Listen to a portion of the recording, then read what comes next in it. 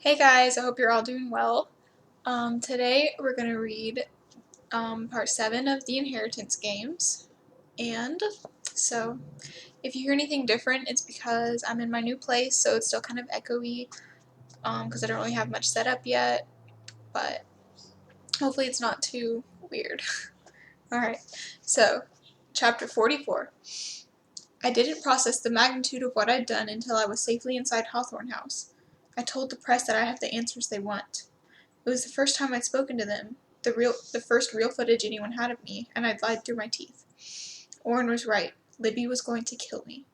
I found Libby in the kitchen, surrounded by cupcakes, literally hundreds of them. If she'd been an apology baker back home, the addition of an industrial-grade kitchen with triple ovens had basically taken her nuclear. Libby, I approached her cautiously. Do you think I should go for red velvet or salted caramel next? Libby was holding an icing bag with both hands. Blue hair had escaped her ponytail and was matted to her face. She wouldn't meet my eyes. She's been at it for hours, Nash told me. He stood leaning back against a stainless steel refrigerator, his thumbs hooked through the belt loops of his well-worn jeans. Her phone's been going off for just as long. Don't talk about me like I'm not here. Libby looked up from the cupcakes she was icing to narrow her eyes at Nash. Yes, ma'am. Nash smiled, wide and slow. I wondered how long he'd been with her, why he'd been with her. Drake is gone, I told Libby, hoping Nash would take that as a cue he wasn't needed here anymore. I took care of it. I'm supposed to take care of you. Libby shoved her hair out of her face. Stop looking at me like that, Avery. I'm not going to break. Of course not, darling, Nash said, from his spot leaning against the fridge. You, Libby looked at him, a spark of annoyance lighting up her eyes. You shut up. I'd never heard Libby tell someone to shut up in her life, but at least she didn't sound fragile or hurt or in any danger of texting Drake back. I thought about Elisa saying Nash Hawthorne had a savior complex. Shutting up now, Nash picked up a cupcake and took a bite out of it like it was an apple. For what it's worth, I voted for red velvet next. Libby turned back to me. Salted caramel it is. Chapter 45. That night, when Elisa called to read me the I can't do my job if you won't let me riot act, she didn't allow me to get a word in edgewise. After she'd said a terse goodbye, which seemed to promise more retribution to come, I sat down at my computer. How bad is it? I said out loud. The answer, it turned out, was leading story on every news site, bad. Hawthorne heirs keeping secrets. What does Avery Graham know? I barely recognized myself in the pictures the paparazzi had taken. The girl in the photos was pretty and full of righteous fury.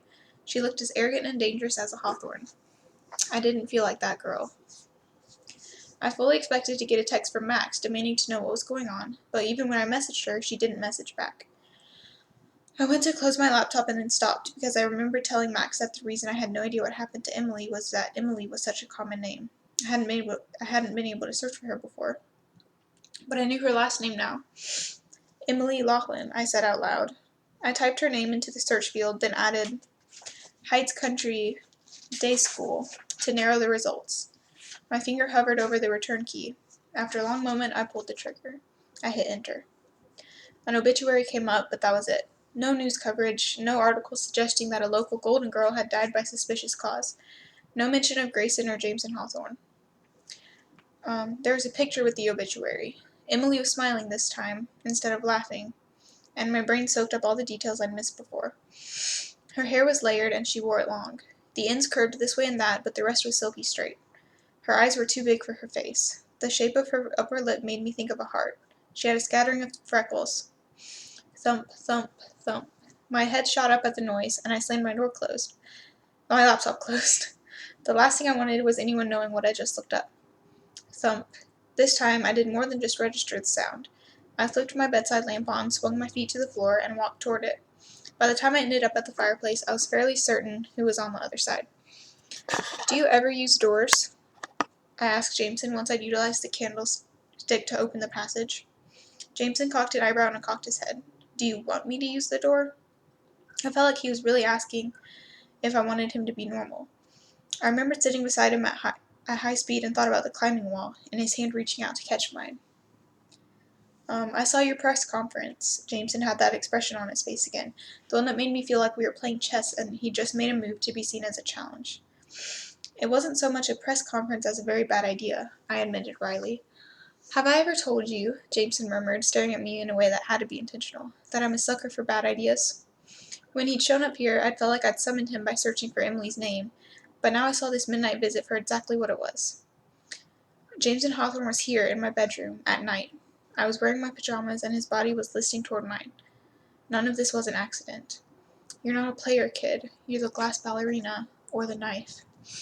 What do you want, Jameson? My body wanted to lean toward him. The rational part of me wanted to step back. You lied to the press. Jameson looked away. Jameson didn't look away. He didn't blink, and neither did I. What you told them, it was a lie, wasn't it? Of course it was. If I'd known why Tobias Hawthorne left me his fortune, I wouldn't have been working side by side with Jameson to figure it out. I wouldn't have lost my breath when I'd seen that map at the foundation. It's hard to tell with you sometimes, Jason commented. You're not exactly an open book. He fixed his gaze toward me. He fixed his gaze somewhere in the vicinity of my lips. His face inched toward mine. Never lose your heart to a Hawthorne. Don't touch me, I said, but even as I stepped back, I could feel something. The same something I'd felt when I brushed up against Grayson back at the foundation. A thing I had no business feeling for either of them. Our thrill ride last night paid off, Jameson told me. Getting out of my own head let me look at the puzzle with new eyes. Ask me what I figured out about our middle names. I don't have to, I told him. I solved it too. Blackwood, Westbrook, Davenport, Winchester. They're not just names. They're places, or at least the first two are. The Blackwood, the Westbrook. I let myself focus on the puzzle and not the fact that this room was lit only by lamplight and we were standing too close. I'm not sure about the other two yet, but, Jameson's lips curved upward, his teeth flashing. You'll figure it out. He brought his lip near my ear. We will, Eris. There is no we, not really. I'm not a means to an end for you. I believed that. I did, but somehow what I found myself saying was, feel like a walk? Chapter 46. This wasn't just a walk, and we both knew it. The Blackwood is enormous. Finding anything there would be impossible if we didn't know what we're looking for. Jameson matched his stride, slow and steady, to mine. The brook is easier. It runs most of the length of the property, but if I know my grandfather, we're not looking for something in the water. We're looking for something on or under the bridge. What bridge? I asked. I caught sight of movement out of the corner of my eye. Orrin. He stayed in the shadows, but he was there. The bridge, Jameson replied, where my grandfather proposed to my grandmother. It's near Wayback Cottage.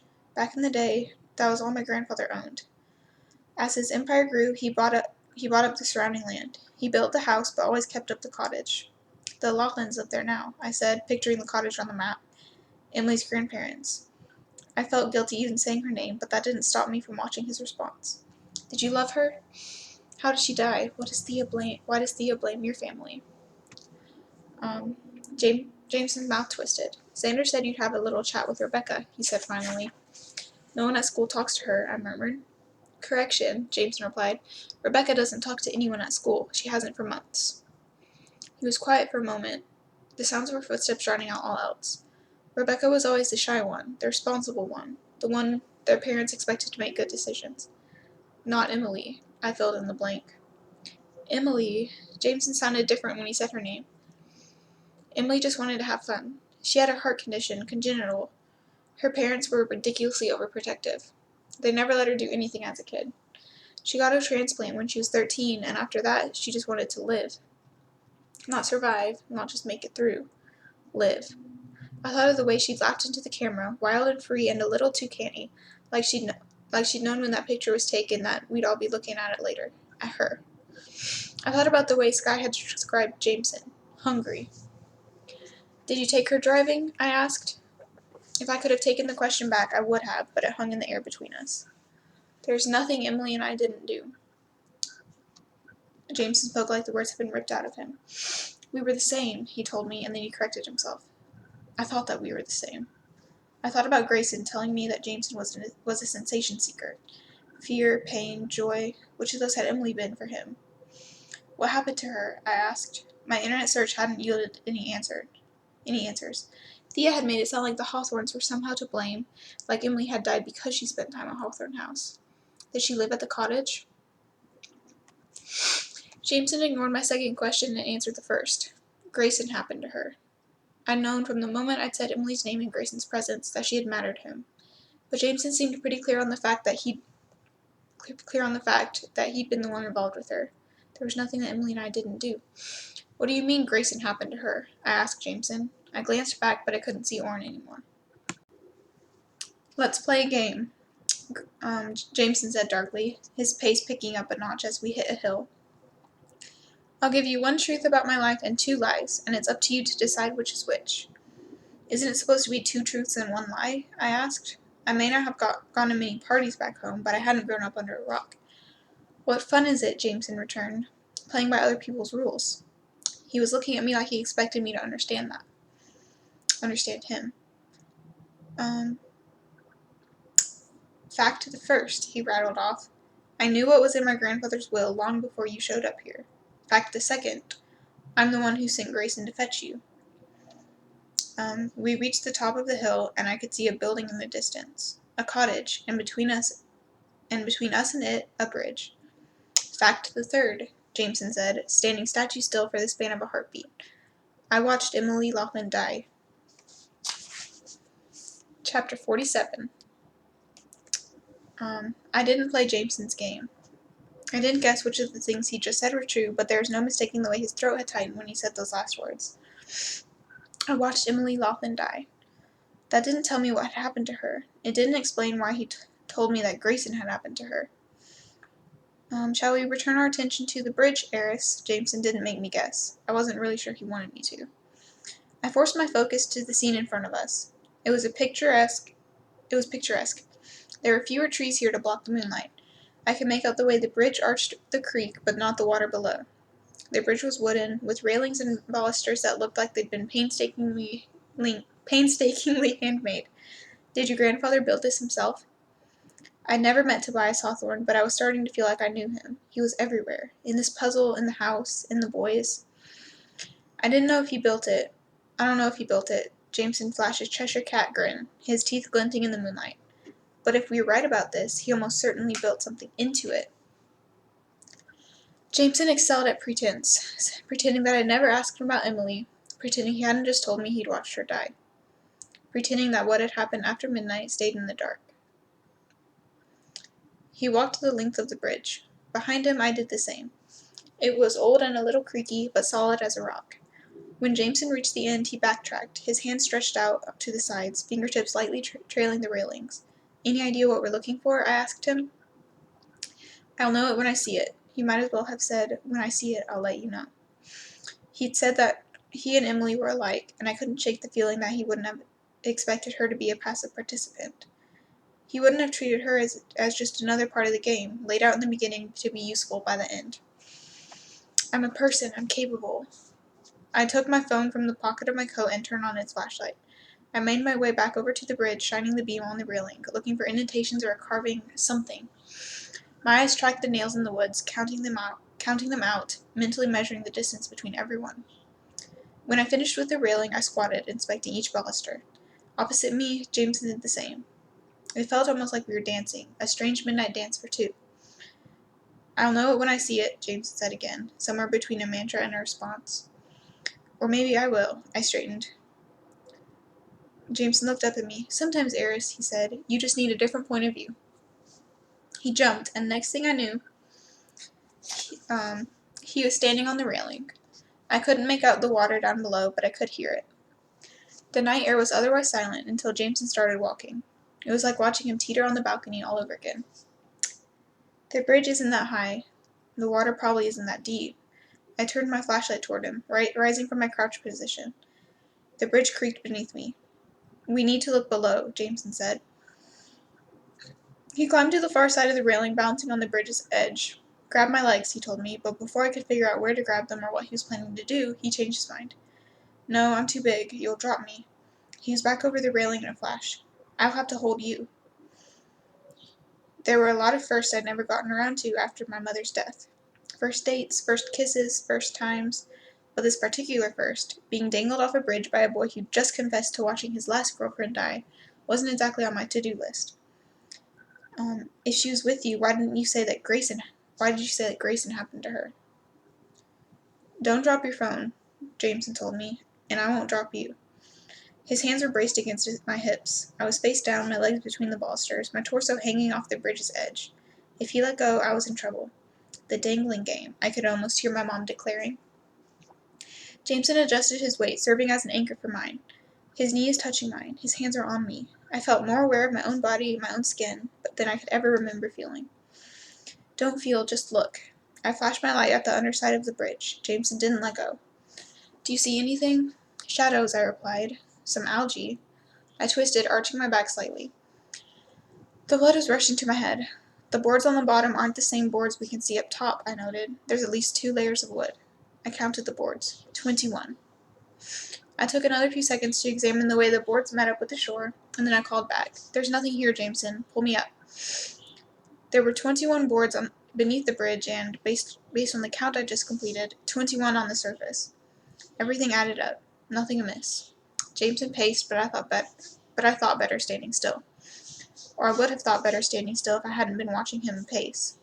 He had a way of moving, unspeakable energy, uncanny grace. It's getting late, I said, averting my gaze. It's always late, Jameson told me.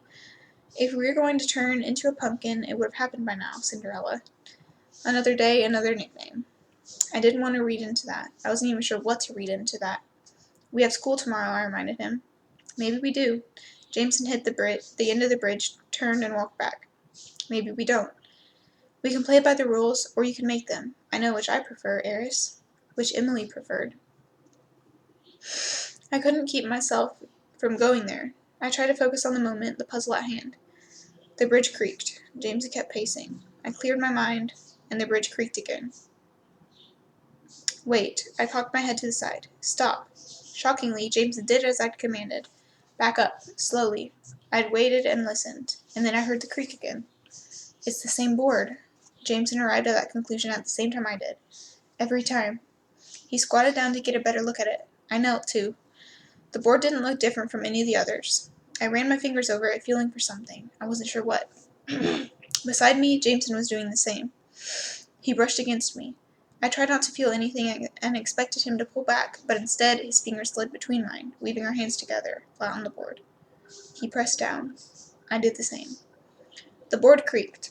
I leaned into it, and Jameson began rotating our hands slowly from one side of the board to the other. It moves. My eyes darted up toward him. Just a little. A little isn't enough. He pulled his fingers slowly back from mine, feather light and warm. We were looking for a latch, something keeping the board from rotating all the way around. Eventually we found it. Small knots in the wood where the board met up with the balusters. Jameson took the one on the left. I took the one on the right. Moving in synchrony, we pressed. There was a popping sound. When we met back in the middle and tested the board once more, it moved more freely. Together, we rotated it until the bottom of the board faced up. Sorry. I shined my flashlight on the wood, and Jameson did the same with his. Carved into the surface of the wood was a symbol. Infinity, Jameson said, tracing his thumb over the carving. I tilted my head to the side and took a more pragmatic view. Or 8. Chapter 48. Morning came way too early. Somehow, I dragged myself out of bed and got dressed. I debated if I could get away with skipping hair and makeup, but remembered what Xander had said about telling the story so no one else tells it for you. After what I'd pulled with the press the day before, I couldn't afford to show weakness. As I finished donning what I mentally called my battle face, there was a knock at the door. I answered it and saw the maid who Alyssa told me was one of Nash's. She was carrying a breakfast tray. Miss Lawlin hadn't sent one up since my first morning at Hawthorne House. I wondered what I'd done to deserve this one. Our crew deep cleans the house from top to bottom on Tuesdays, the maid informed me when she'd set up the tray. If it's all right with you, I'll start in your bathroom. Let me hang up my towel, I said, and the woman stared at me like I'd announced an intention to do naked yoga right here in front of her. You can leave your towel on the floor. We'll be laundering them anyway. That just felt wrong. I'm Avery, I introduced myself, even though she almost certainly knew my name. What's your name? Melly. She didn't volunteer more than that. Thank you, Melly. She stared at me blankly. For your help. I thought about the fact that Tobias Hawthorne had kept outsiders out of Hawthorne House as much as possible. And still there was an entire crew to clean it on Tuesdays. I shouldn't have found that surprising. It would have, sorry, it would have been more surprising that the entire crew weren't here cleaning every day. And yet, I went across the hall to Libby's room because I knew she would get exactly how surreal and uncomfortable this felt. I knocked lightly in case she was still sleeping, and the door drifted inward, just far enough for me to catch sight of a chair and ottoman, and the man currently occupying them. Nash Hawthorne's long legs were stretched out on the ottoman, his boots still on. A cowboy hat covered his face. He was sleeping. In my sister's room. Nash Hawthorne was sleeping in my sister's room. I made an involuntary sound and stepped back. Nash stirred, then saw me. Hat in hand, he slipped out of the chair and joined me in the hallway. "What are you doing in Libby's room?" I asked him. He hadn't been in her bed, but still. What the hell was the oldest Hawthorne brother doing keeping vigil over my sister? "She's going through something," Nash said, like that was news to me. Like I hadn't been the one to handle Drake the day before. "Libby isn't one of your projects," I told him. I had no idea how much time they spent together these past few days. In the kitchen, she seemed to find him irritating. "Libby doesn't get irritated. She's a gothic beam of sunshine." "My projects," Nash repeated, eyes narrowing. "What exactly has Lily been telling you?" His continual use of a nickname for my lawyer only served to remind me that they had been engaged. He's Alyssa's ex. He's saved who knows how many members of the staff, and he spent the night in my sister's room. This could not possibly end well. But before I could say that, Melly stepped out of my room. She couldn't be done with the bathroom yet, so she must have heard us. Heard Nash. "Mornin'," he told her. "Good morning," she said with a smile, and then she looked at me, looked at Libby's room, looked at the open door, and stopped smiling. Chapter 49. Orrin met me at the car with a cup of coffee. He didn't say a word about our little adventure with Jameson the night before, and I didn't ask how much he'd observed. As he opened the car door, Orrin leaned toward me. "Don't say I didn't warn you." I had no idea what he was talking about until I realized that Alyssa was sitting in the front seat. "You're looking sedate this morning," she commented. I took sedate to mean moderately less rash and therefore less likely to evoke a tabloid scandal. I wondered how she would have described the scene I'd stumbled across in Libby's room. "This is so not good." "I hope you don't have plans for this weekend, Avery," Elisa said as Orrin put the car in drive. "Or the next weekend." Neither Jameson nor Xander had joined us, which meant that I had absolutely no buffer, and clearly Elisa was not. Elisa was royally pissed. "My lawyer can't ground me, can she?" I thought. "I was hoping to keep you out of the limelight a bit longer," Elisa continued pointedly. "But since that plan has gone by the wayside, you'll be attending a pink ribbon fundraiser this Saturday night and a game next Sunday." "A game?" I repeated. "NFL," she said curtly. "You own the team. My hope is that scheduling some high-profile social outings will provide enough grist for the gossip mill that we can delay setting up your first sit-down interview until after we've gotten you some real media training." I was still trying to absorb the NFL bombshell when the words "media training" put a knot of dread in my throat. "Do I have to?" "Yes," Alyssa told me. "Yes to the gala this weekend, yes to the game next weekend, and yes to the media training." I didn't say another word in complaint. I'd stoked this fire, and protected Libby, knowing that sooner or later I'd have to pay the piper. I got so many stares when we arrived at school that I found myself questioning whether I'd dreamed my last 2 days at Heights Country Day. This was what I'd expected back on day 1. Just like then, Thea was the first to make a move toward me. "You did a thing," she said in a tone that highly suggested that I was both naughty and delicious. Inexplicably, my mind went to Jameson, to the moment on the bridge when his fingers had woven their way between mine.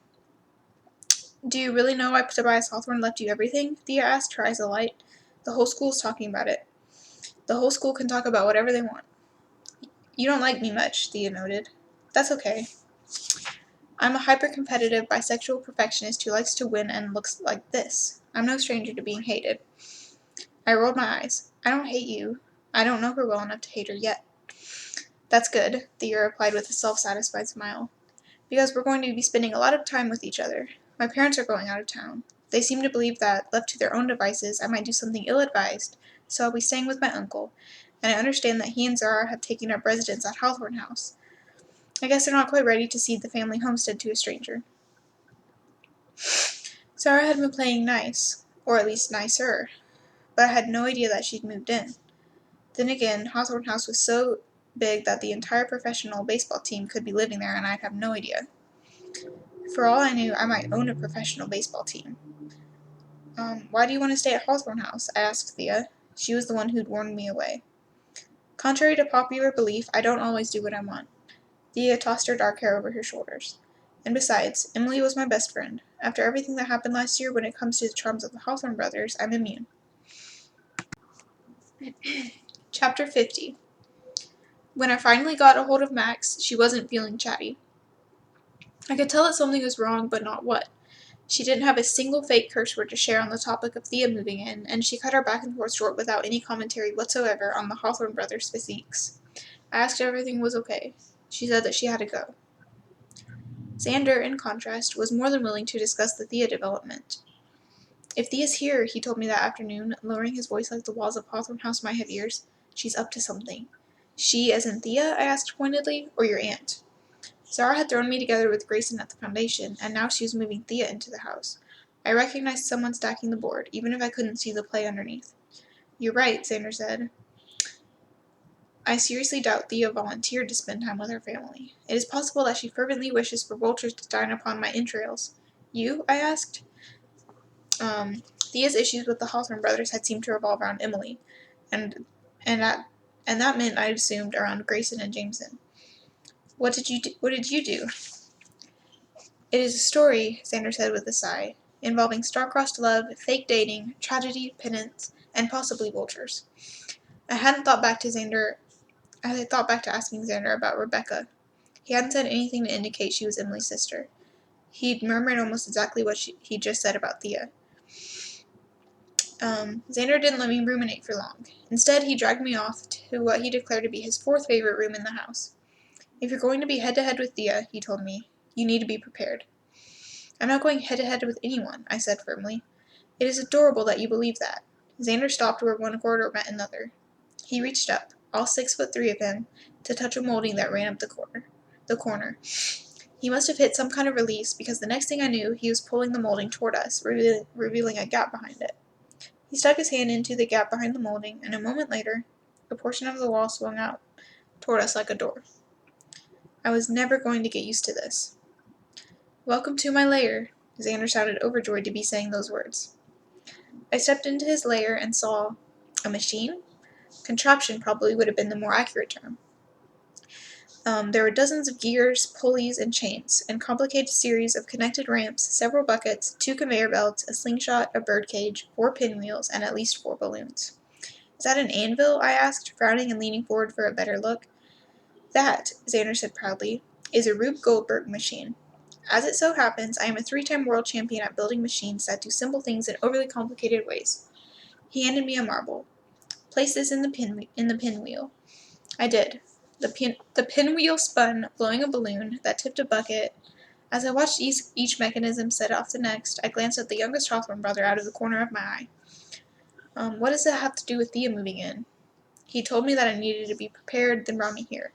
Was this supposed to be some kind of metaphor? A warning that Zara's actions might appear complicated even when the goal was simple? An insight into Thea's charge? Xander cast a sideways look at me and grinned. Who said this had anything to do with Thea? Chapter 51. That night, in honor of Thea's visit, Miss Laughlin made a melt-in-your-mouth roast beef, organismic garlic mashed potatoes, roasted asparagus, broccoli florets, and 3 different kinds of creme brulee. I couldn't help but feel that it was pretty revealing that Miss Laughlin had pulled out all the stops for Thea, but not for me. Trying not to seem petty, I sat down to a formal dinner in the dining room, which probably should have been called a banquet hall instead. The massive table was set for 11. I catalogued the participants in this little family dinner. 4 Hawthorne brothers, Skye, Zara and Constantine, Thea, Libby, Nan, and me. Thea, Zara said, her voice almost too pleasant. How is field hockey? We are undefeated this season. Thea turned toward me. Have you decided which sport you will be playing, Avery? I managed to resist the urge to snort, but barely. I don't do sports. Everyone at Country Day does a sport, Xander informed me, before stuffing his mouth with roast beef. His eyes rolled upward with pleasure as he chewed. It is an actual real requirement, and not a figment of Thea's delightful, vindictive imagination. Xander, Nash said in warning. I said she was delightfully vindictive, Xander replied innocently. If I were a boy, Xander told him with a Southern Belle smile, people would just call me driven. Thea, Constantine frowned at her. Right. Thea dabbed at her lips with her napkin. No feminism at the dinner table. This time I didn't bite back the snort. 1 point for Thea. A toast, Sky declared out of nowhere, holding up her wine glass and slurring the words enough that it was clear she'd already been drinking. Sky, dear, Nan said firmly, have you considered sleeping it off? A toast, Sky reiterated, glass still held high, to Avery. For once, she'd gotten my name right. I waited for the guillotine to drop, but Sky said nothing else. Zara raised her glass. One by one, every other glass went up. Every person in this room had probably gotten the message. No good could come of challenging the will. I might have been the enemy, but I was also the one with the money. Is that why Zara brought Thea here? To get close to me? Is that why she left me alone at the foundation with Grayson? To you, Eris, Jameson murmured to my left. I turned to look at him. I hadn't seen him since the night before. I was fairly certain he'd skipped school. I wondered if he'd spend the day in the Black Wood looking for the next clue. Without me. To Emily, Thea added suddenly, her glass still raised, her eyes on Jameson. May she rest in peace. Jameson's glass came down. His chair was pushed roughly back from the table. Farther down, Grayson's fingers tightened around the stem of his own glass, his knuckles going wide. Theodora, Constantine hissed. Thea took a drink and adopted the world's most innocent expression. What? Everything in me wanted to follow Jameson, but I waited a few minutes before excusing myself. Like that would keep any of them from knowing exactly where I was going. In the foyer, I pressed my hand against the wall panels, hitting the sequence designed to reveal the coat closet door. I needed my coat if I was going to venture off into the Blackwood. I was sure that was where Jameson had gone. As my hand hooked around the hanger, a voice spoke from behind me. I'm not going to ask you what Jameson is up to, what you're up to. I turned to face Grayson. You're not going to ask me, I repeated, taking in the set of his jaw and those canny silver eyes. Because you already know. I was there last night, at the bridge. There were edges in Grayson's tone, not rough, but sharp. This morning I went to see the Red Will. I still have the decoder, I pointed out, trying not to read anything into the fact that he'd seen his brother and me at the bridge, and didn't sound happy about it. Grayson shrugged, his shoulders pulling against the confines of his suit. Red tape is easy enough to come by. If he'd seen the Red Will, he knew that their middle names were clues. I wondered if his mind had gone immediately to their fathers. I wondered if that hurt him the way it hurt Jameson. You were there last night, I echoed. At the bridge. How much had he seen? How much did he know? What had he thought when Jameson and I had touched? Westbrook, Davenport, Winchester, Blackwood. Grayson took a step toward me. They're last names, but they're also locations. I found the clue on the bridge after you and my brother had gone. He'd followed us there. He'd found what we'd found. What do you want, Grayson? If you were smart, he warned softly, you'd stay away from Jameson. From the game. He looked down. From me. Emotion slashed across his features, but he masked it before I could tell what exactly he was feeling. Thea's right, he said sharply, turning away from me, walking away from me. This family, we destroy everything we touch. Chapter 52. I knew from the map roughly where the Blackwood was. I found Jameson on the outskirts, standing eerily still, like he couldn't move. Without warning, he broke that stillness, punching furiously at a nearby tree, hard and fast, the bark tearing at his hands. Thea brought up Emily. This is what even the mention of her name does to him. Jameson. I was almost to him now. He jerked his head toward me, and I stopped, overwhelmed with the feeling that I shouldn't have been there, that I had no right to witness any of the Hawthorne boys hurting that much. The only thing I could do was try to make what I'd just seen matter less. Broken any fingers lately? I asked politely. The pretending it doesn't matter game. Jameson was ready and willing to play. He held his hands up, grunting as he bent them at the knuckles. Still intact. I dragged my eyes from him and took in our surroundings. The perimeter was so densely wooded that if the trees hadn't already shed their leaves, no light would have been able to make it to the forest floor. What are we looking for? I asked. Maybe he didn't consider me a real partner in this hunt. Maybe there was no real we, but he answered. Your guess is as good as mine, Eris. All around us, bare branches stretched up overhead, skeletal and crooked. You skipped school today to do something, I pointed out. You had a guess. Jameson smiled like he couldn't feel the blood welling up on his hands. 4 middle names, 4 locations, 4 clues, carvings most likely. Symbols if the clue on the bridge was infinity, numbers if it was an 8. I wondered what, if anything, he'd done to clear his mind between last night and entering the Blackwood. Climbing, racing, jumping, disappearing into the walls. Do you know how many trees 4 acres can hold, Eris? Jameson asked jauntily. 200 in a healthy forest. And in the Blackwood? I prompted, taking first one step toward him and then another. At least twice that. It was like the library all over again. Like the keys. There had to be a shortcut, a trick we weren't seeing. Here, Jameson bent down, then placed a roll of glow-in-the-dark tape in my hand, letting his fingers brush mine as he did. I've been marking off trees as I checked them. I concentrated on his words, not his touch. Mostly. There has to be a better way, I said, turning the duct tape over in my hands, his eyes finding their way to his once more. Jameson's lip twisted into a lazy devil-may-care smirk. Got any suggestions, mystery girl?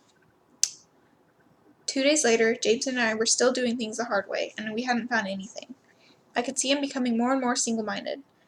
Jameson Winchester Hawthorne would push until he hit a wall. I wasn't sure what he would do to break through it this time, but every once in a while I caught him looking at me in the way that made me think he had some ideas. That was how he was looking at me now. We aren't the only ones searching for the next clue, he said as dusk began to give way into darkness. I saw Grayson with a map of the woods. Thea's tailing me, I said, ripping off a piece of tape, hyper-aware of all the silence around us. The only way I can shake her is when she sees an opportunity to mess with Xander. Jameson brushed gently past me and marked off the next tree. Thea holds a grudge, and when she and Xander broke up, it was ugly. They dated? I slid past Jameson and searched the next tree, running my fingers over the bark. Thea is practically your cousin.